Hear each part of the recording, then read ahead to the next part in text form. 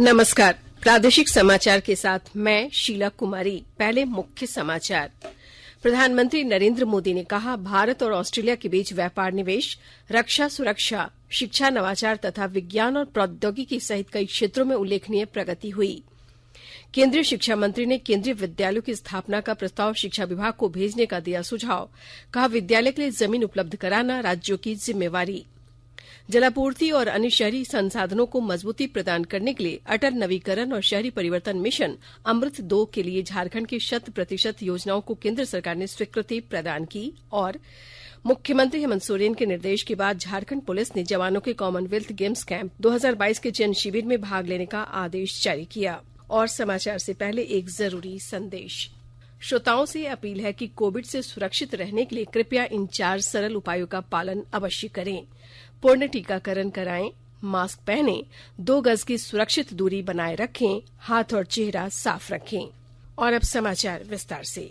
प्रधानमंत्री नरेंद्र मोदी और ऑस्ट्रेलिया के प्रधानमंत्री स्कॉट मॉरिसन के बीच दूसरा शिखर सम्मेलन आज वर्चुअल माध्यम से शुरू हुआ।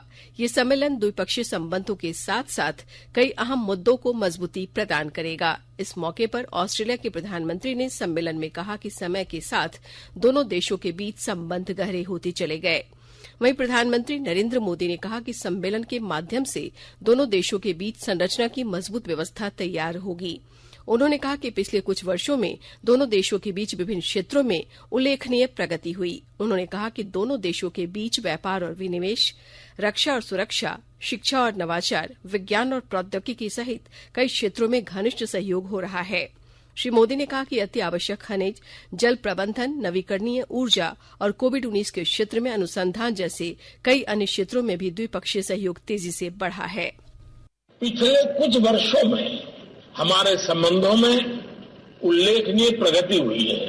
ट्रेड और इन्वेस्टमेंट, डिफेंस और सिक्योरिटी, एजुकेशन और इनोवेशन, साइंस एंड टेक्नोलॉजी, इन सभी क्षेत्रों में हमारा बहुत करीबी सहयोग है।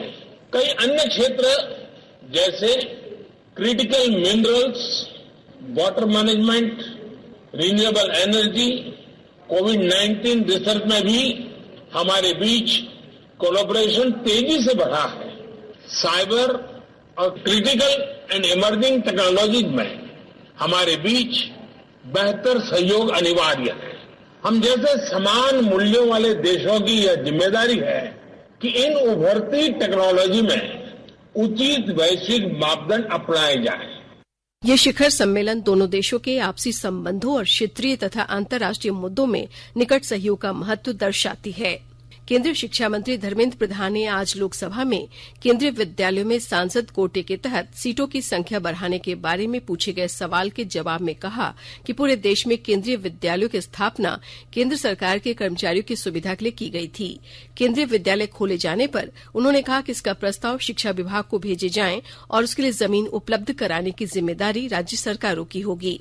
वहीं केंद्रीय शिक्षा मंत्री धर्मेंद्र प्रधान ने बताया कि प्रधानमंत्री नरेंद्र मोदी के नेतृत्व में केंद्र सरकार ने दिव्यांग छात्रों के लिए समावेशी शिक्षा के मुद्दे को फिर से परिभाषित और विस्तृत किया है। एक उत्तर में शिक्षा मंत्री ने कहा कि दिव्यांगता के विभिन्न रूपों की पहचान की गई है। उन्होंने कहा कि सरकार दिव्यांगता के प्रतिशत को चिन्हित करने और इससे संबंधित प्रमाण पत्र के मुद्दे पर भी विचार करेगी ताकि छात्र प्रभावित न हों। झारखंड के सरकारी स्कूलों में 24 मार्च से 30 मार्च तक स्वच्छ विद्यालय स्वस्थ बच्चे अभियान की शुरुआत होगी। इधर धनबाद जिले के सरकारी स्कूलों में स्वच्छ विद्यालय स्वस्थ बच्चे अभियान के तहत विभिन्न गतिविधियों का आयोजन होगा और जानकारी दे रहे हैं हमारे संवाददाता। धनबाद जिले के सरकारी स्कूलों में 24 से 30 मार्च तक स्वच्छ विद्यालय स्वस्थ बच्चे अभियान चलाया जाएगा। इस दौरान स्कूलों में विभिन्न गतिविधियों का आयोजन होगा। हालांकि बच्चों की पढ़ाई पर इसका कोई असर न पड़े, इसका ध्यान रखने का निर्देश स्कूलों को दिया गया है। शिक्षक आवश्यकता अनुसार दैनिक समय सारिणी में परिवर्तन भी कर सकते हैं। हर गतिविधि के लिए सभी शिक्षक आपस में कार्य आवंटित करेंगे। इस अभियान के दौरान शिक्षक प्रत्येक दिन बाल संसद के सदस्यों व अन्य बच्चों को स्वच्छता के विषय पर बोलने के लिए प्रेरित करते रहेंगे। इस संदर्भ में यूनिसेफ द्वारा 59 बिंदुओं पर आधारित स्वच्छता कार्य योजना का फॉर्मेट तैयार किया गया है। राज्य मुख्यालय की ओर से प्रत्येक दिन के लिए निर्धारित गतिविधियों की सूची भी जारी कर दी गई है। दीपक, आकाशवाणी समाचार, धनबाद। स्कूली शिक्षा एवं साक्षरता विभाग ने सरकारी स्कूलों में संचालित मध्याह्न भोजन योजना की सोशल ऑडिट फिर से शुरू कराने का निर्णय लिया है। विभाग ने इसकी प्रक्रिया शुरू कर दी है। वर्ष 2020-21 में 5000 स्कूलों में ऑडिट का लक्ष्य रखा गया था, पर कोविड के कारण अंकेक्षण का कार्य पूरा नहीं हो सका था। प्रक्रिया को बीच में ही रोक दी गई थी। वहीं अब वर्ष 2021-22 के सोशल ऑडिट के लिए अब 7000 स्कूलों का चयन किया गया है। वर्ष 2020-21 में विद्यालयों में मध्याह्न भोजन नहीं दिया जा सका था, इसलिए सोशल ऑडिट को लेकर तैयार किए गए प्रारूप में भी बदलाव किया गया है। सोशल ऑडिट प्रावधान के अनुरूप मध्याह्न भोजन का संचालन नहीं होने पर संबंधित बीईओ और प्रधानाध्यापक पर कार्रवाई की जाती है। जनजातीय मामलों के मंत्री अर्जुन मुंडा ने आज लोकसभा में पूरक प्रश्न के उत्तर में बताया कि देश में जनजातीय आबादी के लिए इंटरनेट कनेक्टिविटी सुनिश्चित करने की दिशा में कदम उठाए जा रहे हैं। सूचना प्रौद्योगिकी मंत्रालय ने हाल ही में देश के 7000 गांवों में ब्रॉडबैंड और 4G कनेक्टिविटी बढ़ाने के लिए लगभग 6500 करोड़ रुपए लागत वाली एक योजना बनाई है। वहीं आदिवासी इलाकों में सिकल रोग पर श्री मुंडा ने बताया कि उनका मंत्रालय भारतीय चिकित्सा अनुसंधान परिषद और स्वास्थ्य मंत्रालय के साथ मिलकर काम कर रहा है। श्री मुंडा ने सदन को बताया कि बीमारी के संबंध में परामर्श और जागरूकता बढ़ाना महत्वपूर्ण है और सरकार इलाज सुलभ बनाने पर भी काम कर रही है। अर्जुन मुंडा ने ये भी कहा कि सरकार देश भर में जनजातीय लोगों के समग्र विकास के लिए जनजातीय उप योजना और अनुसूचित जनजाति घटक विकास कार्य योजना लागू कर रही है। केंद्र सरकार बेरोजगार युवाओं के लिए बेरोजगारी पेंशन लागू करने के किसी प्रस्ताव पर विचार नहीं कर रही है। श्रम और रोजगार राज्य मंत्री रामेश्वर तेली ने लोकसभा में एक लिखित उत्तर में कहा कि कर्मचारी राज्य बीमा योजना के तहत आने वाले कर्मचारी बेरोजगारी भत्ते के हकदार हैं। उन्होंने कहा कि 2 बेरोजगारी भत्ता योजनाएं अटल बीमित व्यक्ति कल्याण योजना और राजीव गांधी श्रमिक कल्याण योजना है। उन्होंने जानकारी दी कि 1 जुलाई 2018 से अटल बीमित व्यक्ति कल्याण योजना को प्रायोगिक तौर पर 2 साल की अवधि के लिए शुरू किया गया था, जो बेरोजगार हो गए बीमित व्यक्तियों को राहत प्रदान करने के लिए है। इस योजना की अवधि 30 जून तक बढ़ा दी गई है। आकाशवाणी के ताजा तरीन समाचारों के लिए आप हमारी वेबसाइट newsonair.com पर लॉग ऑन कर सकते हैं। ताजा समाचार Twitter handle @AIR news alerts और Facebook page All India Radio News पर भी उपलब्ध है। आप प्रादेशिक समाचार एकांश के ट्विटर हैंडल @AIR न्यूज _ और फेसबुक, इंस्टाग्राम पेज तथा YouTube channel AIR news Ranchi पर भी हमारे बुलेटिन सुन सकते हैं। प्रादेशिक समाचार आप आकाशवाणी रांची से सुन रहे हैं और अब पेश है कोरोना से बचाव के कुछ संदेश। कोविड-19 से बचाव और सुरक्षित रहने के 3 उपाय। मास्क लगाएं, 2 गज दूरी है जरूरी, सुरक्षित दूरी रखें, हाथ और मुंह साफ रखें।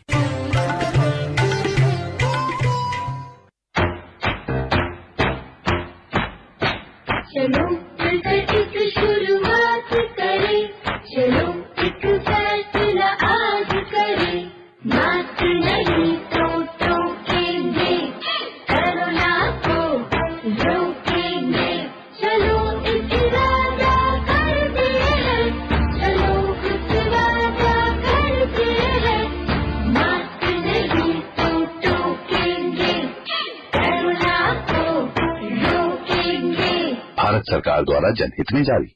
झारखंड में आगामी राष्ट्रीय कृमि मुक्ति दिवस 10 मार्च और मॉप अप दिवस 14 मार्च को राज्य के 18 जिलों में सभी स्कूलों और आंगनवाड़ी केंद्रों में आयोजित किया जाएगा। जो बच्चे इन दोनों दिनों में दवा खाने से वंचित रह जाएंगे, उन्हें आंगनवाड़ी कार्यकर्ताएं सहियाओं के सहयोग से घर घर जाकर मार्च 15 से 17 2022 के बीच दवा खिलाएंगी। कृमि से छुटकारा, सेहतमंद भविष्य हमारा।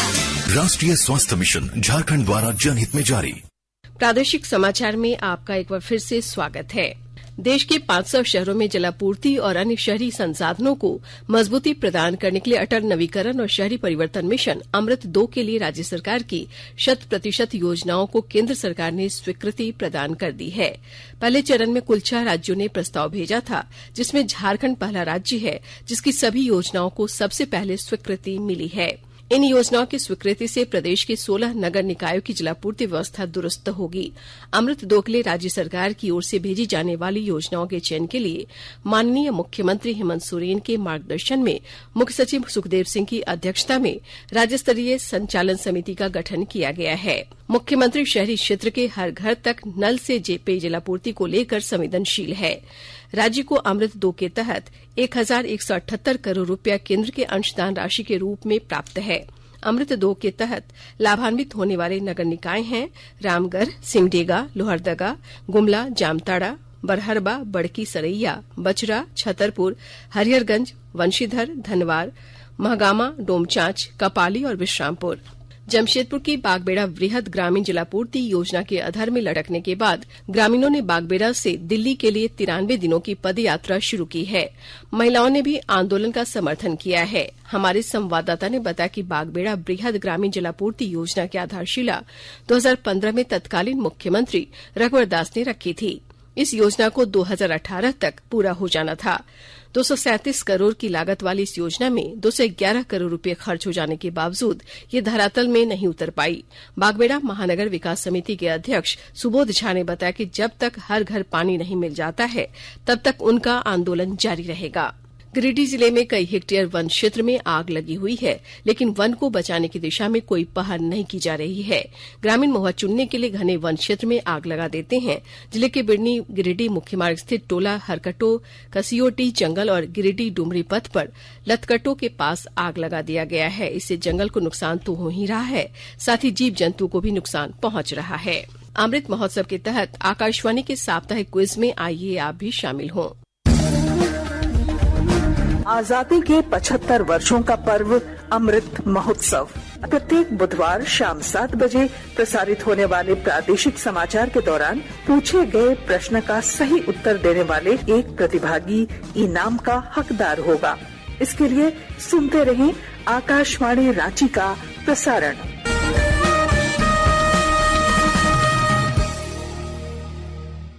मुख्यमंत्री हेमंत सोरेन के निर्देश के बाद झारखंड पुलिस ने जवानों के कॉमनवेल्थ गेम्स कैंप 2022 के चयन शिविर में भाग लेने का आदेश जारी कर दिया है। झारखंड के लॉन बॉल खिलाड़ियों का चयन दिल्ली में चल रहे अखिल भारतीय चयन शिविर में हुआ है, लेकिन शिविर में शामिल होने के लिए पुलिस विभाग ने खिलाड़ियों को छुट्टी नहीं दी थी, जबकि झारखंड बॉलिंग एसोसिएशन ने जैप एडीजी को पत्र लिखकर खिलाड़ियों को कैंप में शामिल होने के लिए 12 मार्च से 3 महीने की छुट्टी देने के लिए पत्र लिखा था। इन खिलाड़ियों की नौकरी खेल कोटे से पुलिस में बतौर सिपाही हुई है। मुख्यमंत्री ने पुलिस अधिकारियों से कहा कि हमारे खिलाड़ी राज्य के गौरव हैं और हम ये सुनिश्चित करने के लिए प्रतिबद्ध हैं कि उन्हें राज्य और राष्ट्र के लिए खेलने के सभी अवसर प्राप्त हों। और अब संक्षिप्त खबरें। गोड्डा जिले के दामिन क्षेत्र सुंदर पहाड़ी थाना के कुशमाहा पंचायत के परकानी गांव में प्रशासन ने धारा 144 लगा दी है, ताकि आदिम जनजातीय परिवारों के बीच आयोजित होने वाली तिसोम वैसी पंचायत में हंगामा न हो। पुलिस भी पूरी तरह सक्रिय है। बोकारो के कल्याणपुर स्थित एसएनआर कॉलेज के 12वीं के विद्यार्थियों ने एडमिट कार्ड नहीं मिलने पर आज उपायुक्त कार्यालय के समक्ष प्रदर्शन किया। छात्र एवं छात्राओं ने कहा कि 83 छात्रों का एडमिट कार्ड नहीं मिला। आक्रोशित विद्यार्थियों ने कॉलेज प्रबंधन के खिलाफ कार्रवाई करने की मांग की है। गंगा स्वच्छता पखवाड़ा के तहत बोकारो के फुसरो स्थित दामोदर घाट पर आज स्वच्छता अभियान चलाया गया। जागरूकता के लिए विद्यार्थियों ने प्रभात फेरी भी निकाली। स्थानीय पदाधिकारी और नगरवासियों ने नदियों को स्वच्छ रखने की शपथ ली। राज्य में 24 मार्च से मैट्रिक और इंटर की परीक्षा शुरू हो रही है। लोहरदगा जिले में मैट्रिक परीक्षा के लिए जिले में 17 परीक्षा केंद्र बनाए गए हैं, जिसमें 6,927 परीक्षार्थी शामिल होंगे। वहीं इंटर की परीक्षा के लिए 9 परीक्षा केंद्र बनाए गए हैं, जिसमें 3,969 परीक्षार्थी शामिल होंगे। अंत में मुख्य समाचार एक बार फिर। प्रधानमंत्री नरेंद्र मोदी ने कहा, भारत और ऑस्ट्रेलिया के बीच व्यापार, निवेश, रक्षा सुरक्षा, शिक्षा, नवाचार तथा विज्ञान और प्रौद्योगिकी सहित कई क्षेत्रों में उल्लेखनीय प्रगति हुई। केंद्रीय शिक्षा मंत्री ने केंद्रीय विद्यालयों की स्थापना का प्रस्ताव शिक्षा विभाग को भेजने का दिया सुझाव। कहा, विद्यालय के लिए जमीन उपलब्ध कराना राज्यों की जिम्मेवारी।